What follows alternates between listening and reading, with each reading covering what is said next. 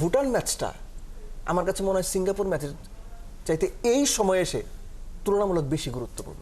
তারা হোরা না করে অনেক বেশি হাইপ আছে, সেই হাইপের কারণে ক্যারিড অ্যাওয়ে হয়ে যাওয়ার বাংলাদেশে একটা বিচ্ছিন্ন রকমের অভ্যাস আছে সব জায়গাতে, যে আমরা ক্যারিড অ্যাওয়ে হয়ে যাই।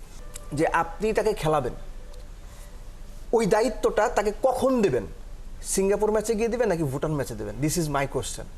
আচ্ছা, স্কোয়াডটা বাংলাদেশের এই মুহূর্তে কোচ যেটা বলছিলেন যে আপনার best possible midfield in the south Asian zone, এটা আমার মনে হয় তিনি ভালো বলেছেন এই কারণে। এটা কেন ভালো বলছেন তিনি? বিদেশি প্লেয়ারদের কারণে।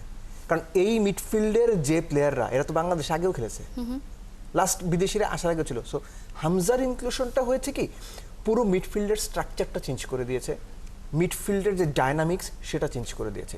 কাজেম শাহ, যার কথাটা বেশিরভাগ সময় আলোচনা হচ্ছে না, তারও কিন্তু বিদেশের এক্সপিরিয়েন্স আছে।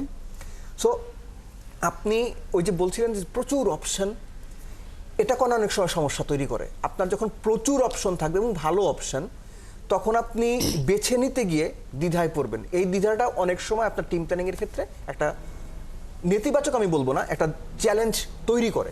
সো আমার মনে হয় কোচের ওই চ্যালেঞ্জটা রয়েছে। অনেকেই বলেন যে কোচ তার মুখস্থ দল সাজান, এই ব্যাপারটাও রয়েছে।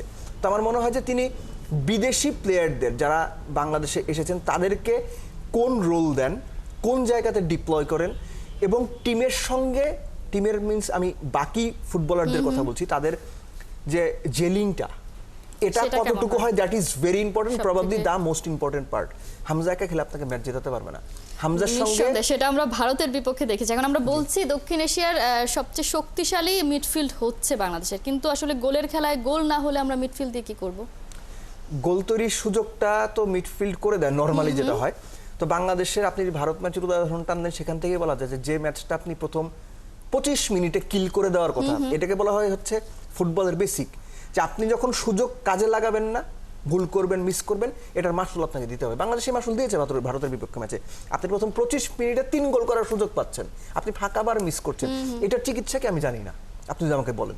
এখন ফাহমিদুলের যে ব্যাপারটা, যে আপনি তাকে খেলাবেন, ওই দায়িত্বটা তাকে কখন দেবেন? সিঙ্গাপুর ম্যাচে গিয়ে দেবেন নাকি ভুটান ম্যাচে দেবেন? This is my question. একটা ব্যাপার মনে রাখেন কোনা, আপনি হুট করেই একজন বিদেশ থেকে আসা, ডিফারেন্ট এনভায়রনমেন্টে, ডিফারেন্ট স্ট্রাকচারে খেলে অভ্যস্ত একজন প্লেয়ারকে যদি আপনি হুট করে বড় ম্যাচে নামিয়ে দেন, তার জন্য প্রেশার। হামজা তো নেমেছে, পরীক্ষায় পাশও করেছে। হামজার ব্যাপারটা আমি বললাম তো, হামজার চেয়ে বড় প্লেয়ার আমাদের এই সাউথ কন্টিনেন্টেই কেউ কখনো দেখেনি বা আসেনি। সো বড় প্লেয়াররা যে কোনো সিচুয়েশন খুব দ্রুত ফিট ইন করে যেতে পারেন।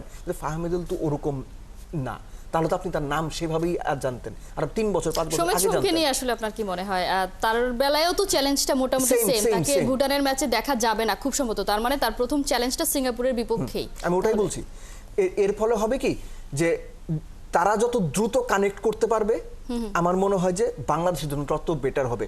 কোচ তাদেরকে বেস্ট 11-এ রাখবেন কিনা, এটা কোচের জন্য চ্যালেঞ্জিং। কোনো কারণে এই সিদ্ধান্ত যদি ব্যাকফায়ার করে, আমি আপনি কিন্তু কাবরেরাকে সমালোচনা করতে ছাড়বো না। ইন কেস রেজাল্ট যদি বাংলাদেশ যেটা চাচ্ছে সেটার এগেইনস্টে রেজাল্ট আসে, তখনও কিন্তু আমরা বিদেশি প্লেয়ার কি হয়েছে, কি আনছে, এই আলোচনার সামান্য হলেও কিন্তু হবে।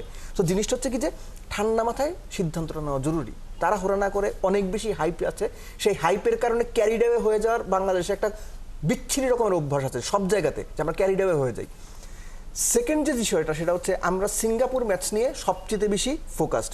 খুবই অবভিয়াস, ভুটান ম্যাচটা আমার কাছে মনে হয় সিঙ্গাপুর ম্যাচের চাইতে এই সময়ে এসে তুলনামূলক বেশি গুরুত্বপূর্ণ।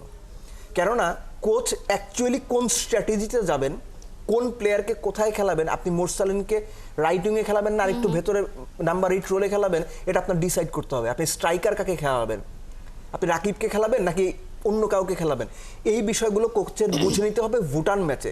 এবং সেখানে যদি তিনি তার যে এক্সপেকটেশনস প্লেয়ারদের কাছ থেকে, বা প্লেয়ারদেরকে যে পজিশন অনুযায়ী খেলানো, আমার মনে হয় ভুটান ম্যাচেই তিনি এক্সপেরিমেন্টগুলো করতে চাইবেন। কেননা সিঙ্গাপুর ম্যাচ আপনার এক্সপেরিমেন্ট করার সুযোগ কম, ওইখানে আপনার রেজাল্ট বের করতে হবে, রেজাল্ট ওরিয়েন্টেড ফুটবল খেলতে হবে। আর সেটা করতে গেলে ভুটান ম্যাচ হচ্ছে আপনার জন্য একেবারে অ্যাসিড টেস্ট।